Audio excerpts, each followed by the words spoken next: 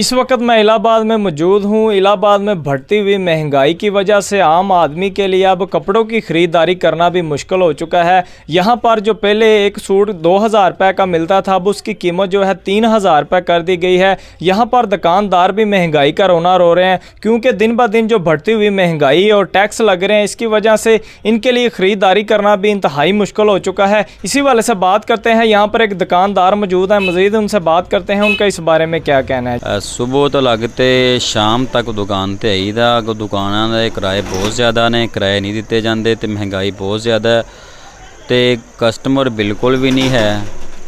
कपड़े का lady suit किहड़ा कि 1000-1200 का आंदा सी, हुण 1700-1800 का सूट मिलता पिया। तो इस तरह जेंट्स किहड़ा सूट 700-800 का सी, वो 1300-1400 का होया पिया।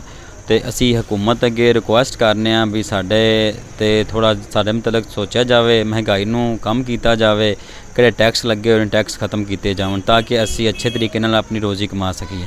जैसा कि आपने दुकानदार की बात सुनी, इनका कहना है कि हुकूमत को चाहिए कि फौरी तौर पर जो टैक्स लगाए गए हैं इनकी कीमतों में कमी की जाए, ताकि हम बासानी जो है सूटों की ख़रीदारी कर सकें और आगे ख़रीदारों को सेल कर सकें। जी।